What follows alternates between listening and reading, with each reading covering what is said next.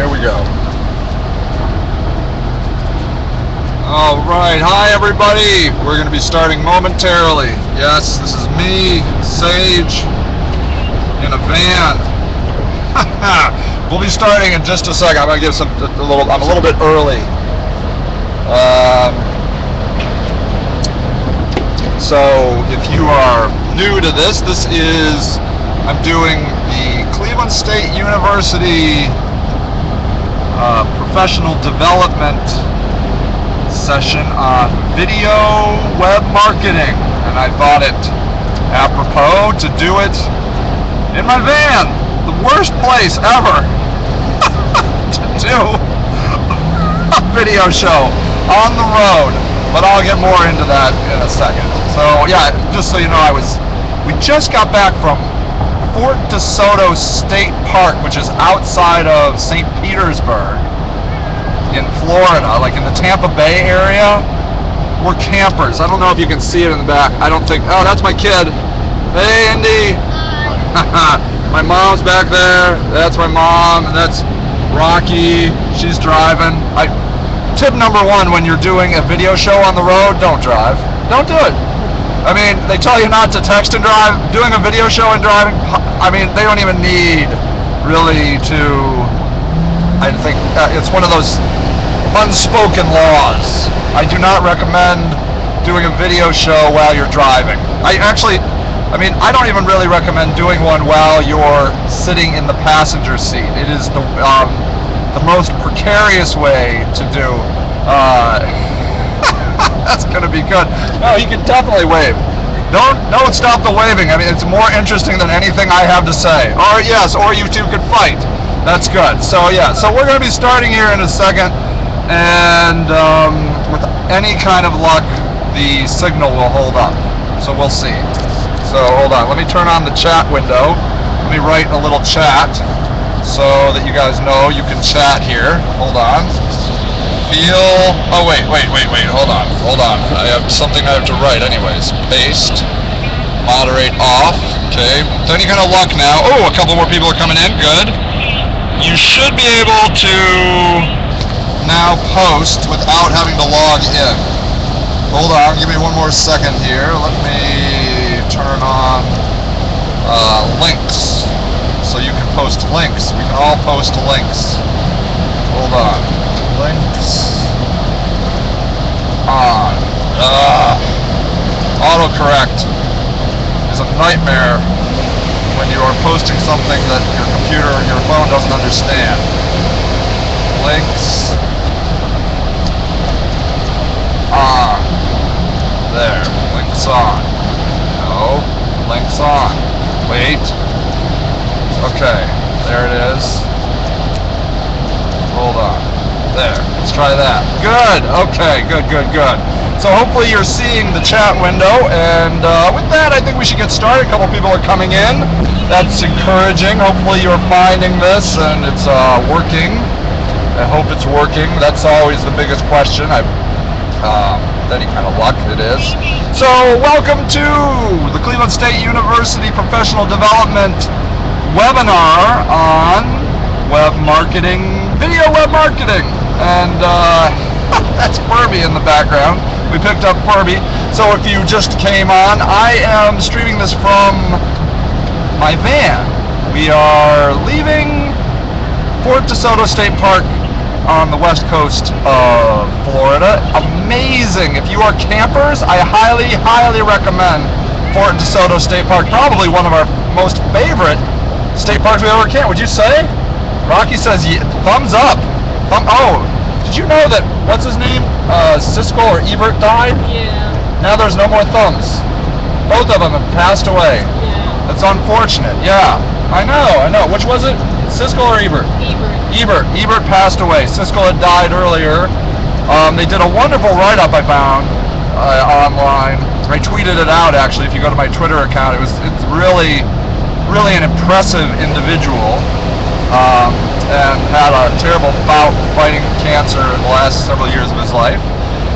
So again, apropos of doing a video web marketing show, because, you know, he was actually a great supporter of the the web. One of the early investors in Google, actually, I read, made a couple $1 million off of that. Very forward thinking. Was actually I think wanted to be more of a writer. He was going to get his master's in English, but then he started writing for the Sun Tribune, I believe, and then he got on the, he got the movie review thing, which at the time was not ideal, and but he turned it into something amazing. So there you go. So a couple people are here. That's good news. I hope if you can see here, feel free to chat. If you're having a problem with anything, you can put something in there. Here, let me chat real quick and let you know that is the case. Feel free to post comments or questions here. Yes. There we go. Alright, so you can do that. Excellent. So, today's session is about web marketing with video, and what I'm doing right now is I'm doing a live streaming session in my van, and I'm streaming on my phone. And here, maybe I can show you what it looks like. Here, can you see that? See my phone?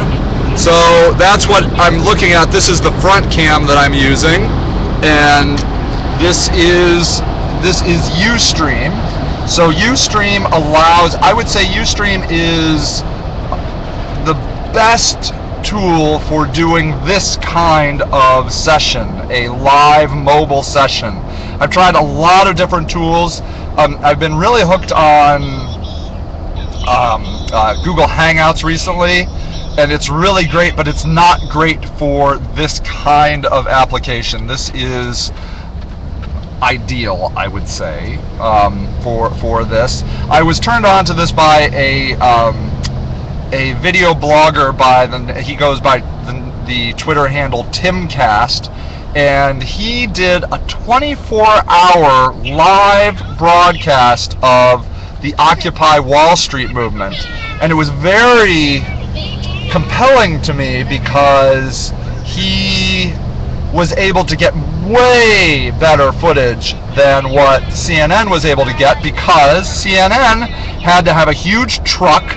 They planted their truck in the middle of a mob, which is great until the mob mobilizes, and CNN is just stuck. They're like, hey, people, come back. And that was, but that was not the case with this Timcast guy. He was able to move seamlessly with the people. So I shouldn't call them a mob, as the protesters moved through New York, he seamlessly moved with them, and had, I believe, the best coverage of that scene. And he has gone on to do multiple kinds of sessions in that regard since. He's covered a lot of different things with this, and this really brings up this very interesting capability of broadcasting, the citizen journalist, or now the citizen broadcaster. Because you see, I'm on some right now. I don't know where I'm at. I'm Tampa Bay, I guess. I'm on the bay of Tampa. Literally, if you can see out there, I am in Tampa Bay in traffic, and I am streaming live to you, which, if you think about that, is insane. It is insane that I'm able to do this, that I can do this with a device that almost everybody has, a mobile phone, so a smartphone. Now, I don't think you can broadcast. I know you can't. You can't stream live on a dumb phone or whatever they call them. But pretty much, if you have a smartphone, if you have an iPhone or an Android device, you can do this. You can broadcast live anywhere, and that breaks down unbelievable barriers if you think about it. That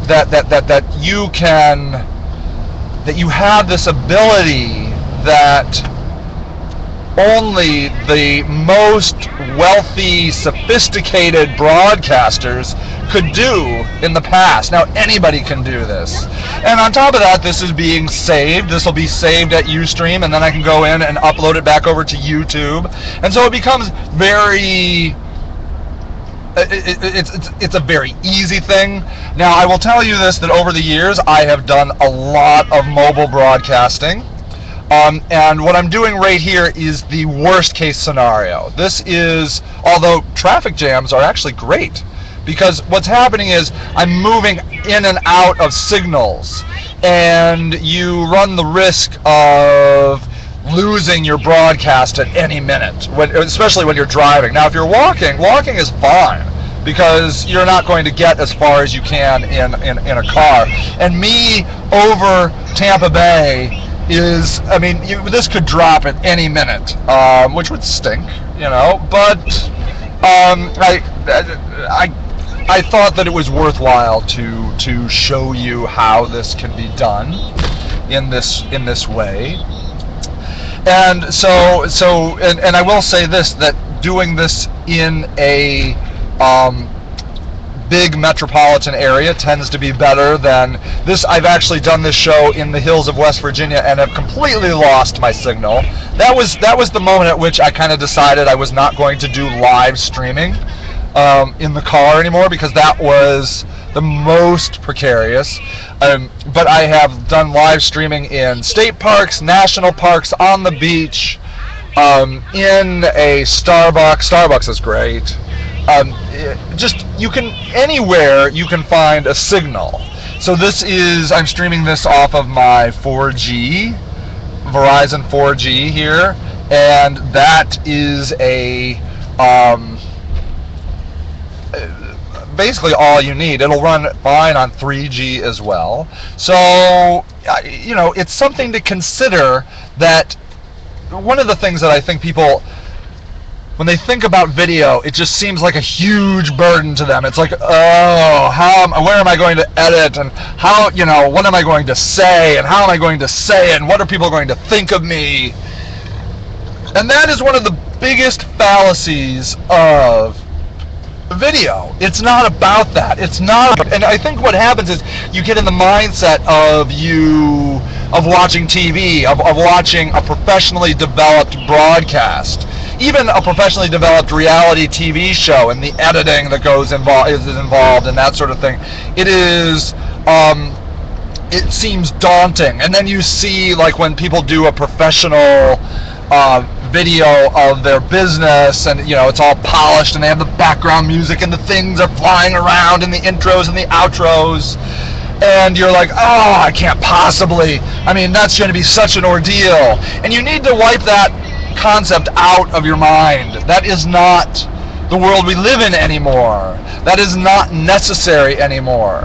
I mean, it's certainly a kind of video, a valid form of video marketing, for sure, but it is not necessary. It is not necessary that you have to be like that, that it has to be a certain way. The barriers of video marketing, just video in general, have completely come down. And so consequently, anything is possible, including this. When you ask people what they want in video, they will tell you that they want two things. They want to be able to hear you. That is the biggest thing. If they can't hear you, it drives people insane. But then the other thing they want is valuable information.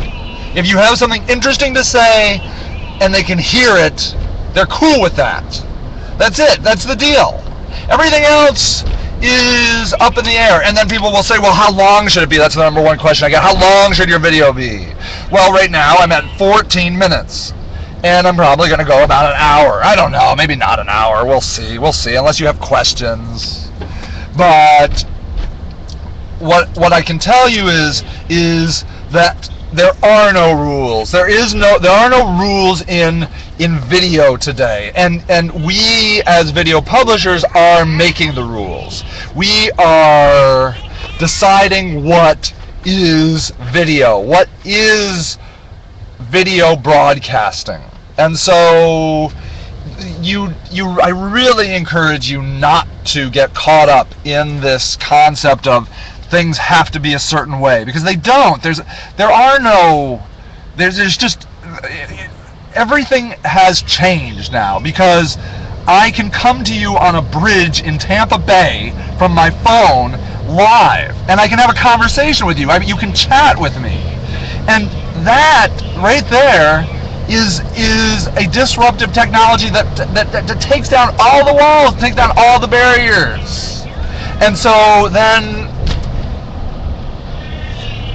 you have to just you push the boundaries. Then you question what is good and what is bad, if your viewers will tell you. So this is the first thing I wanted to talk to you about, is this concept of live streaming, that it is very possible that you could live stream a trade show, you could live stream somebody using your product, using your service. You could live stream your office. You could, I mean, just anything, and it's free. This is totally free. Now, I will say this Ustream is sort of annoying because it injects commercials every once in a while. People hate that. They hate the commercial injections. But for free, well, you know, it's not that big of a deal, I would say. So, now, the number one place people are doing video is, I would imagine you could guess, YouTube, right? YouTube just surpassed 1 billion monthly users, okay? So that billion mark was held by Facebook most recently, a billion monthly users, and which, incidentally, I just found a statistic that said that actually 600,000 of them are using it daily. I don't have a daily number. I'm sorry, 600 million people are using it daily. I don't know a YouTube daily number, but the amount of video and the amount of videos that people watch is staggering. The number that always impresses me the most on YouTube is the number that says that the amount of video published on YouTube every 3 months equates to the same amount of video or broadcast that was published on NBC, ABC, and CBS in 60 years. So every 3 months, YouTube pushes out. Furby, did you say blah blah blah? I think Furby. Oh, it's not, Furby. Furby is so annoying. Listen, Furby, this is important. This is important, Furby. Maybe you can't hear Furby. Furby is incessant. Furby will not stop talking. But anyways, so what I will tell you is this is important, Furby. So, it is almost incomprehensible the amount of video that people are watching and publishing on YouTube. Now, the great thing about YouTube also is the fact that it is the second most used search engine after Google, which incidentally, Google owns YouTube. So, when you think about search engine optimization, YouTube is a very important part of that. And in fact, it is one of the best ways to get your content in Google. Google, as you can imagine, loves YouTube because, you know, they're the same people. So what you can do is with YouTube, I mean, if you make a video and you optimize it right, and I'll tell you how to do that in just a second.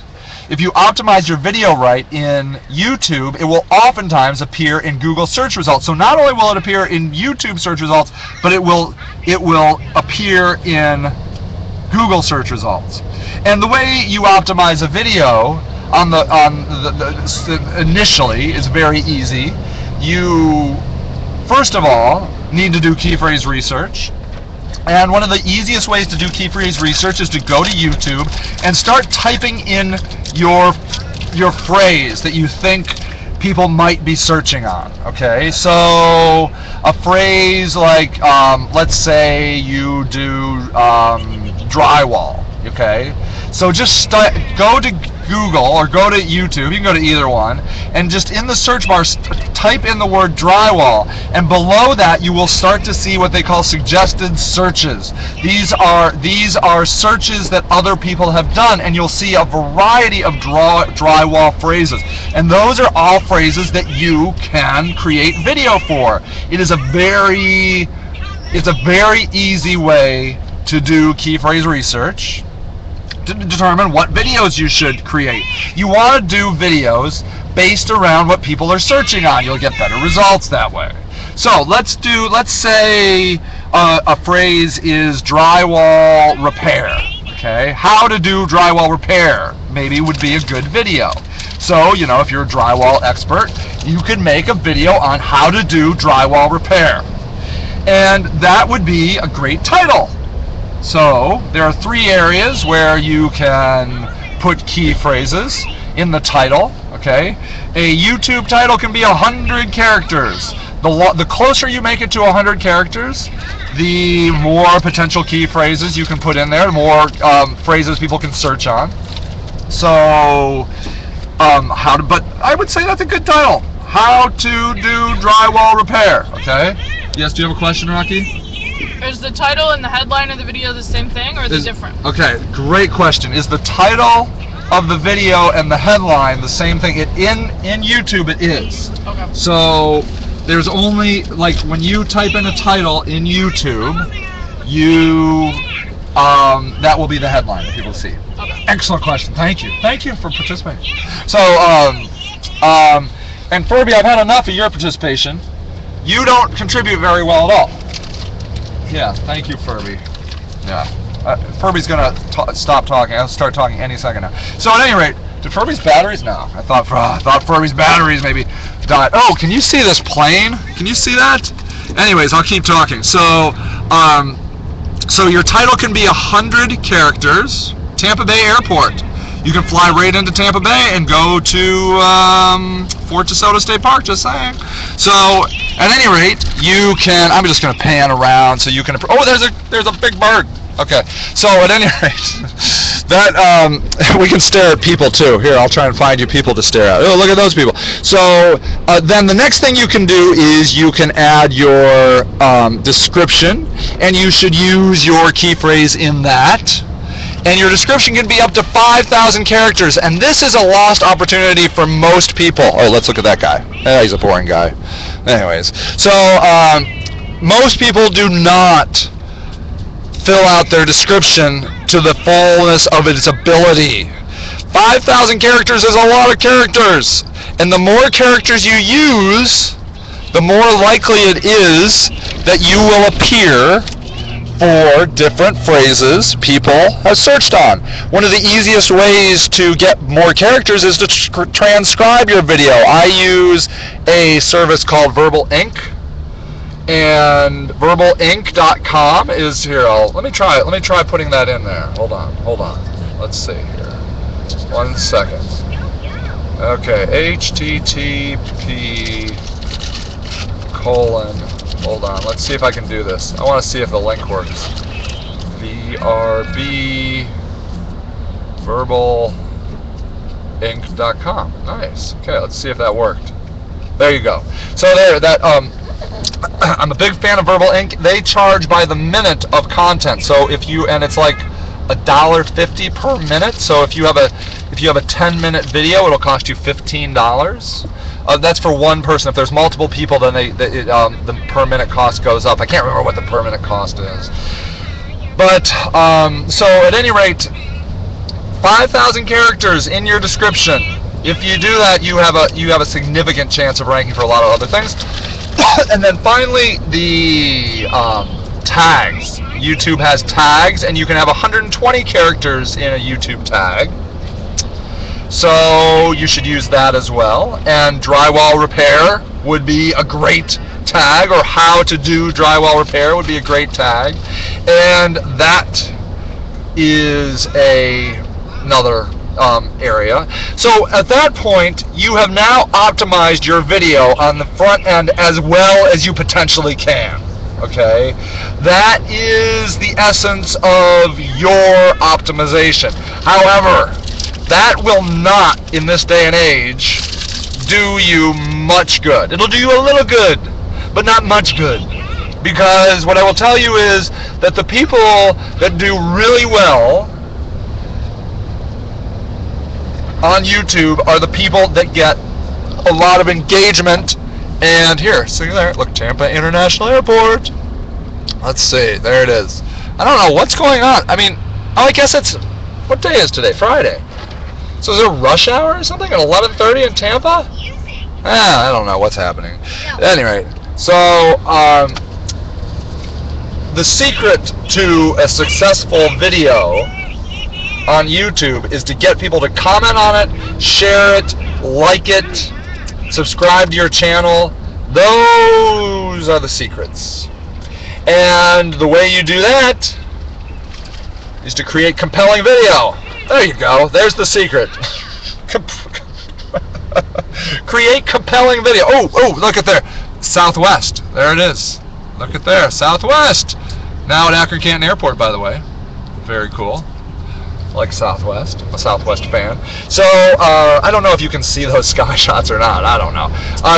But at any rate, people that create boring video will not rank.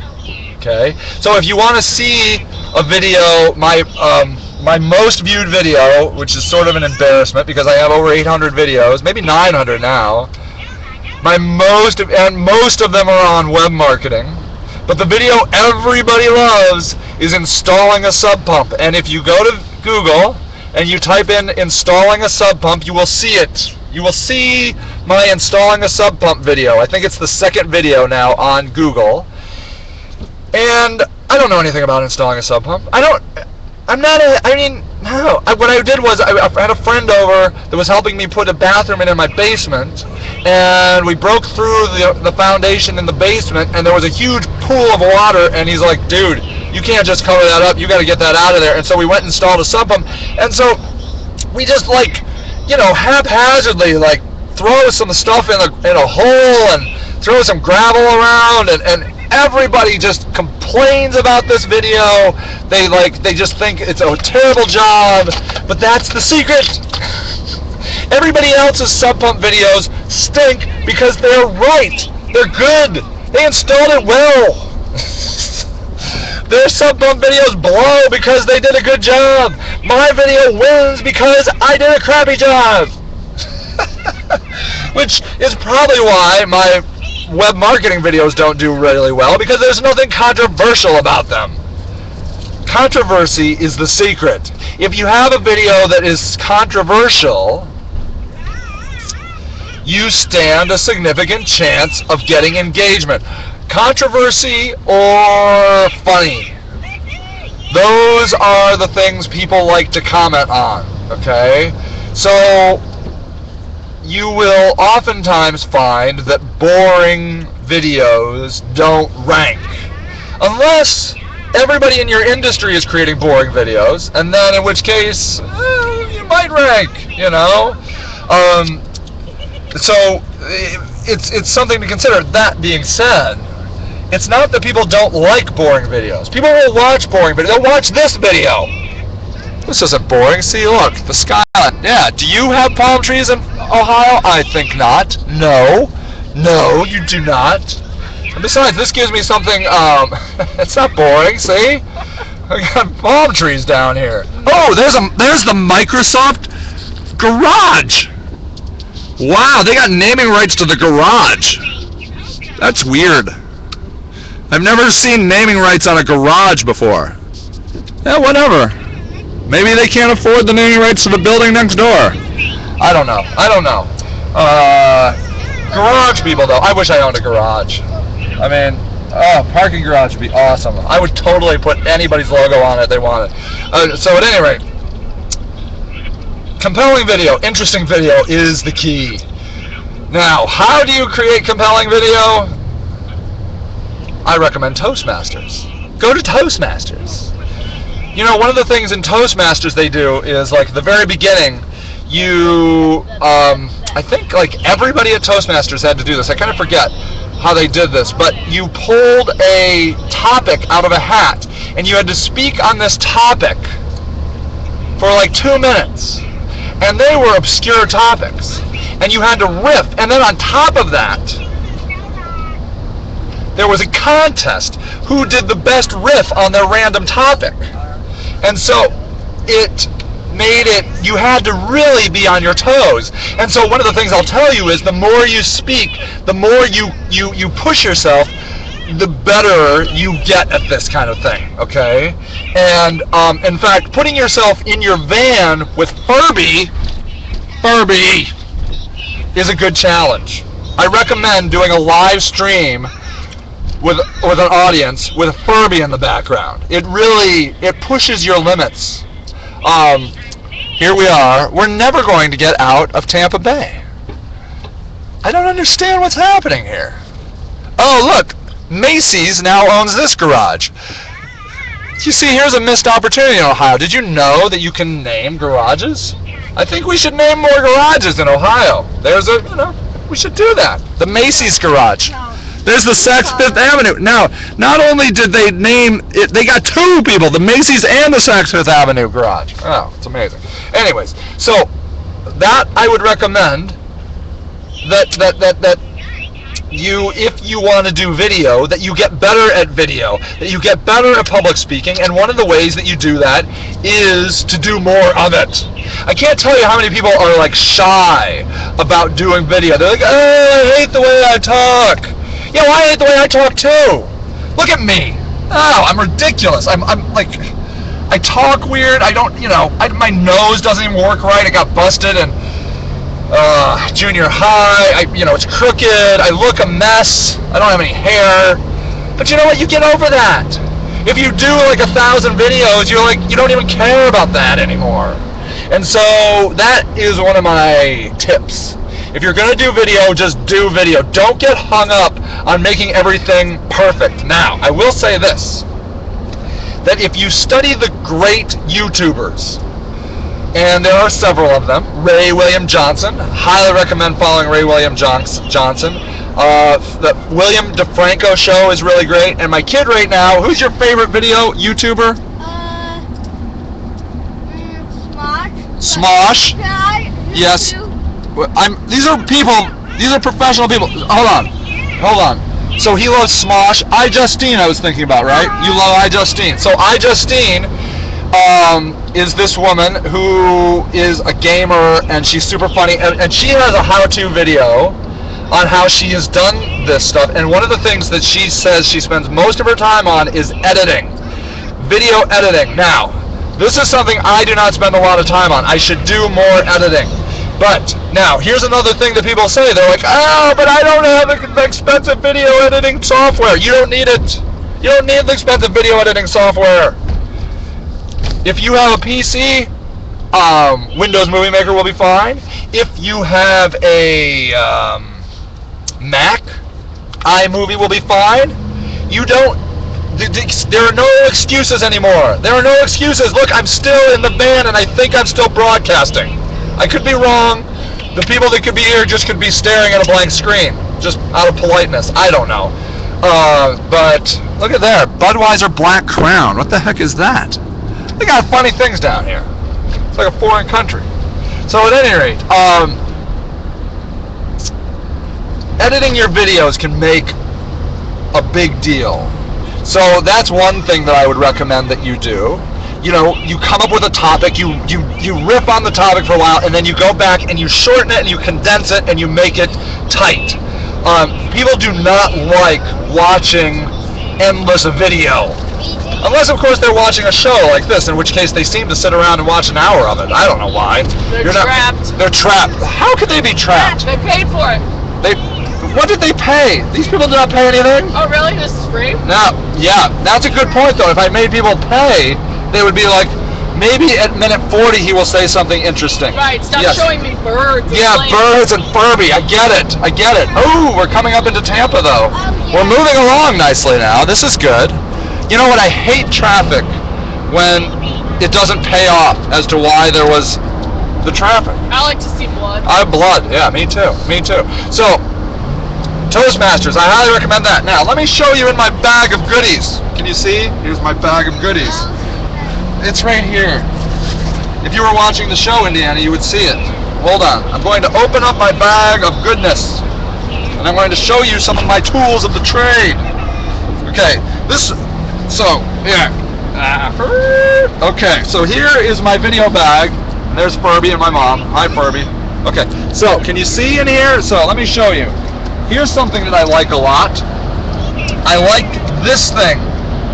What's the Gorilla what is this thing called? Tripod. Gorilla Pod. It's called a Gorilla Pod.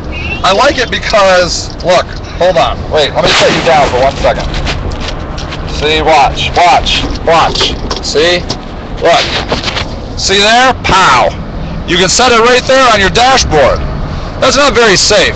But you can wrap it around things. You can wrap it around your rear view mirror. You could wrap it around your side view mirror, probably not while you're driving. But if you were sitting here, that would be a great angle actually. If I wrapped this around my side view mirror and chatted with you while I was in the campground. That would be good, all right? So I highly recommend this. What else do I like? Oh, my kids' camera is the best. Where'd it go? This right here. Okay, this camera is probably my favorite camera right now. The Kodak Play Sport. Do you love this camera, Indy? Why do you love it? It can go underwater. Yeah. Okay. It can go underwater. He takes it to the beach. He takes it to the hot tub. He wears it around his neck. And if you just, and what? If you do this. Yeah. See, it's right now. It's on. It's on. It's on. Play the. Yeah. You can play the video so you can watch it. That's good. Take pictures. You can. You can take still pictures too. If you press this button down here. Yeah. You can play. All right, that's good. It shows you all your videos that you made. Oh, and you can watch your videos. Yeah. And so that's really good. So my kid loves that. That's really great. The camera everybody loved is this, the flip camera. Do you know why it's called the flip camera? Because watch, wait for it. Pow, it flips. See, the little thingy flips out. That's what they call the flip camera. Well, forget that. Because what happened was Cisco bought the flip camera and immediately kiboshed it. They just threw it away. Basically, they bought it and threw it in the garbage can because, why? They wanted a piece of it. And that's what big companies do. And that stunk. But the Kodak Play Sport is a way better camera anyways. So there. Kodak Play Sport, you should get that. But here, this is my new favorite thing. The eye stabilizer.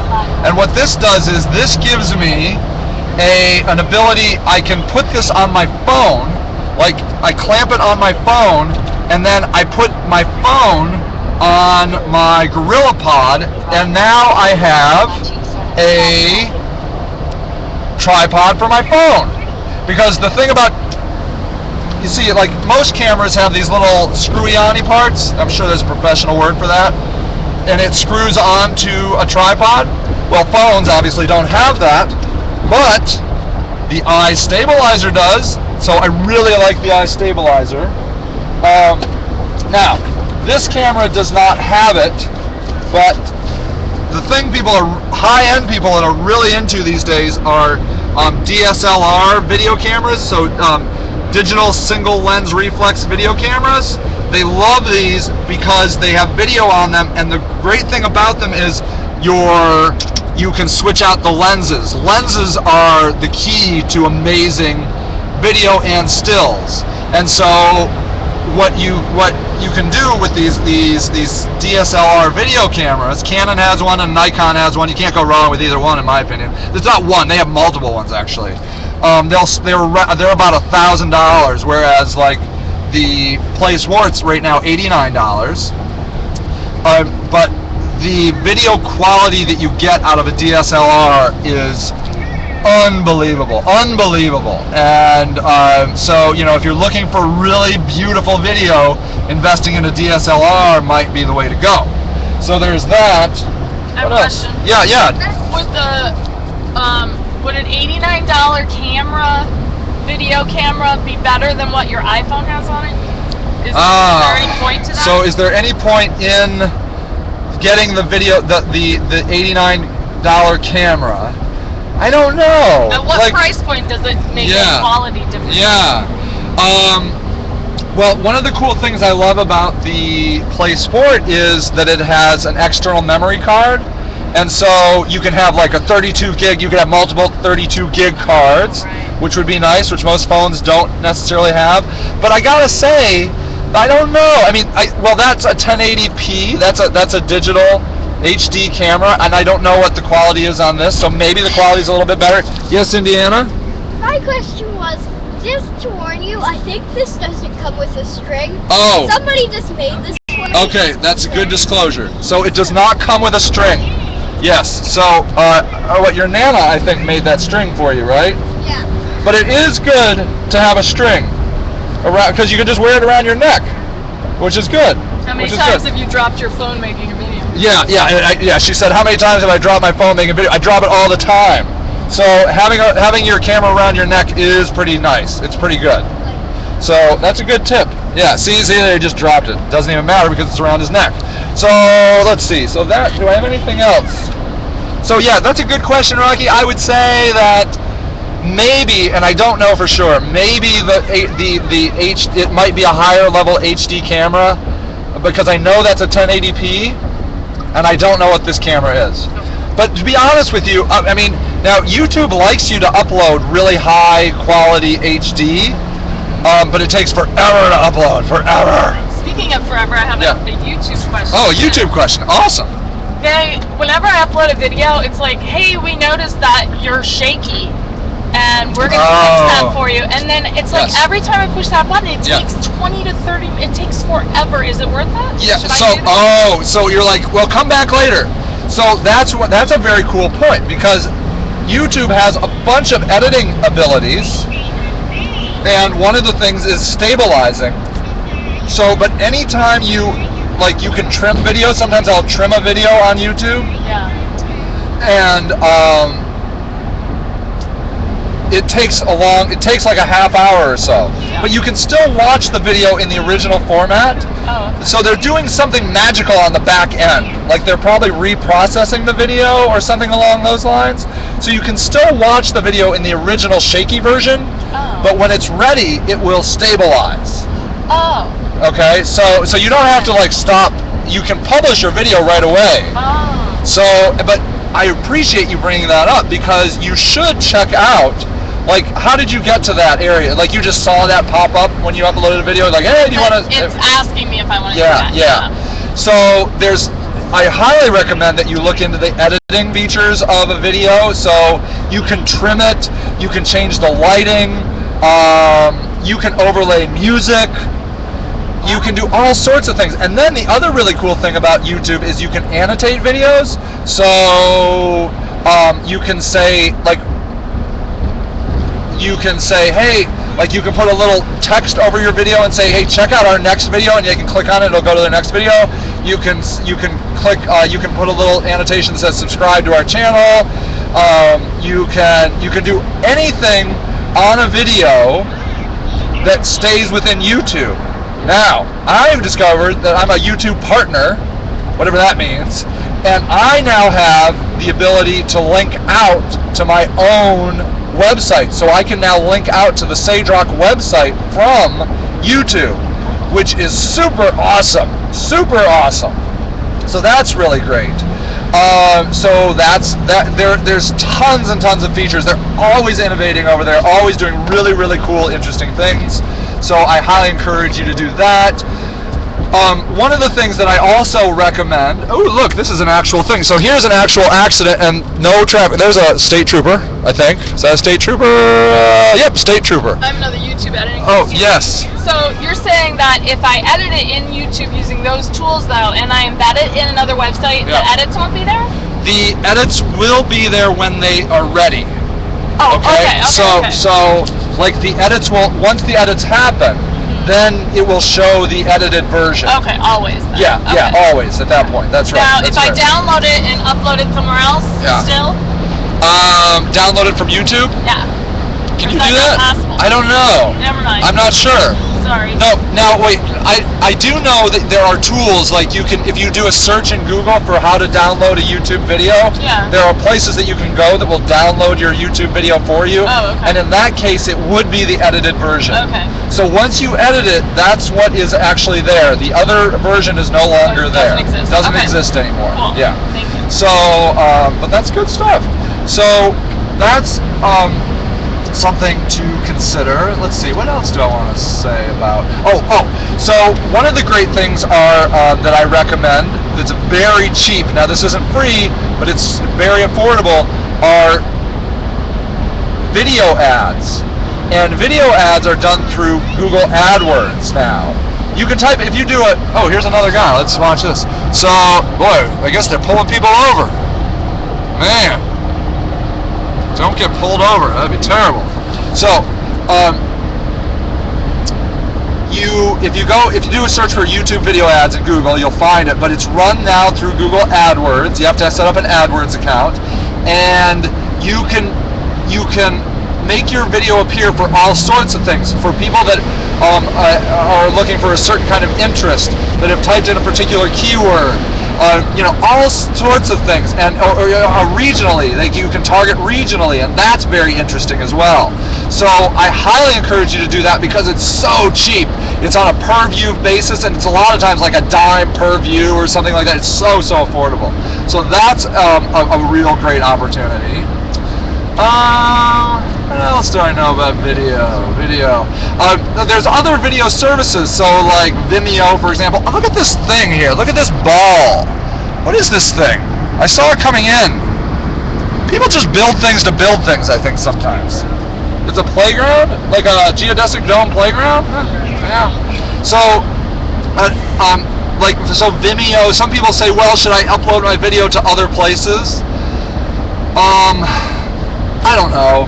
You can, or you don't have to. I don't. One of the things that is becoming interesting now, like if you went and searched for my video installing a sub pump, you would see a little picture by it. That's called a rich snippet. And one of the interesting things about rich snippets is it gives you the ability to put, like in this case, a little screenshot of your video next to your video in Google. And people like shiny things, so if you do that,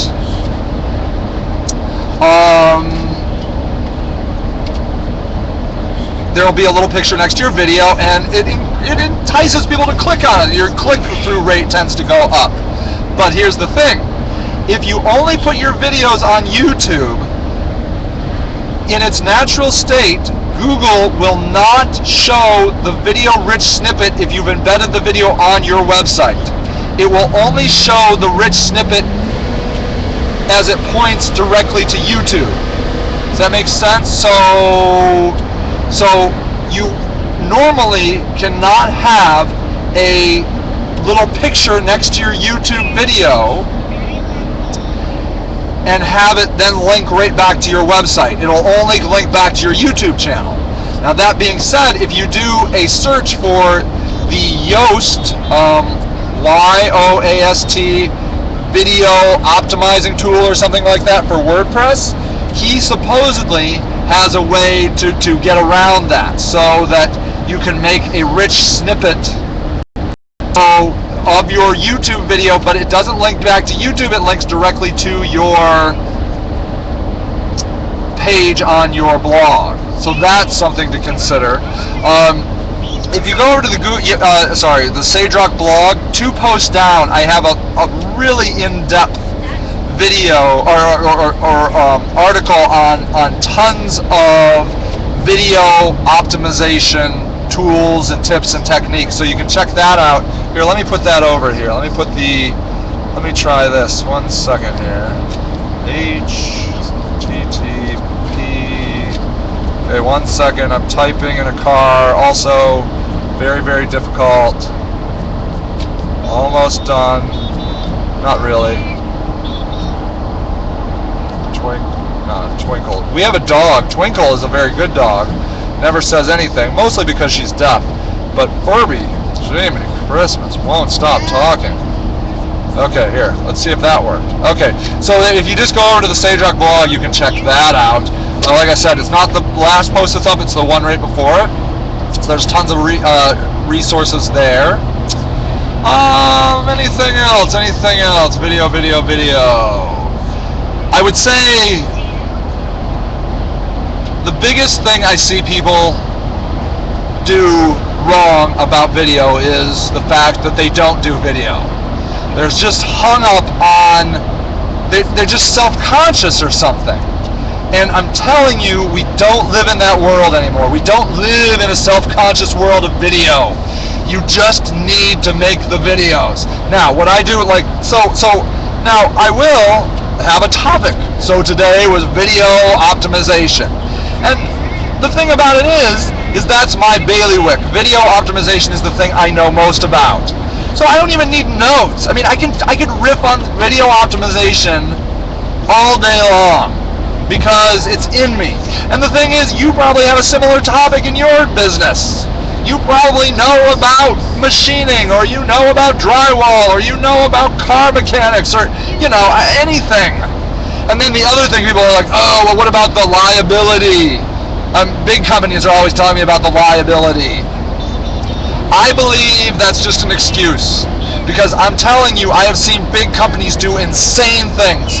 I've seen huge companies do insane things on YouTube.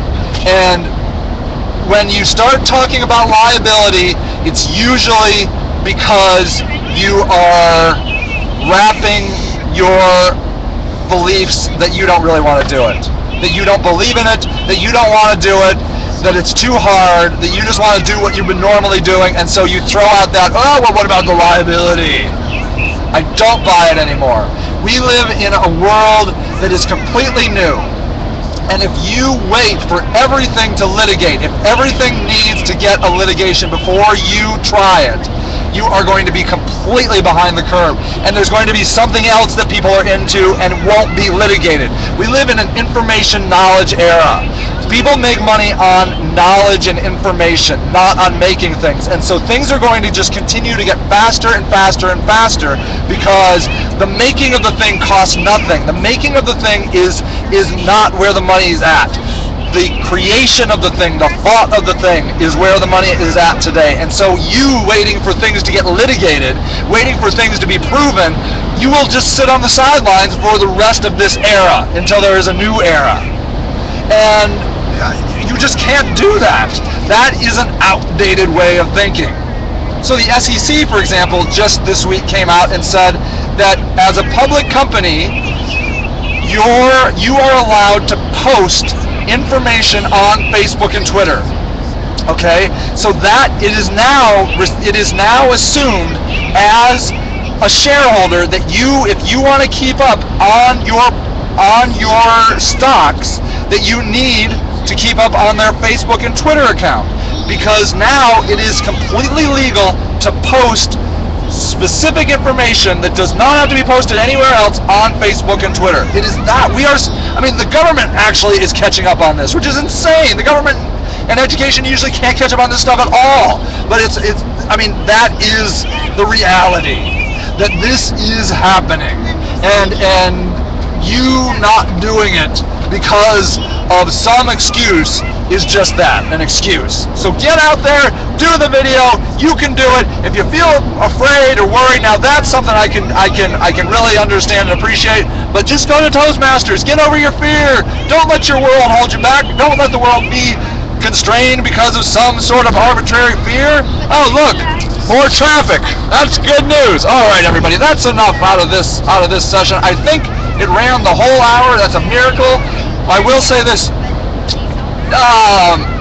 Don't do live shows in your van, especially when you have Furbies. And also, you run the risk of getting a crash. Oh yeah, here we go. There it is. And most importantly, your signal usually drops. So without further ado, I'm going to call it a day. Thank you so much for coming. I hope you found this useful, and keep an eye out for the other Cleveland State University sessions. They're right here at the same at sagerock.com/live every other Friday. So not next Friday, but the Friday after. And I'd love to see you there. All right, everybody, take care. Bye.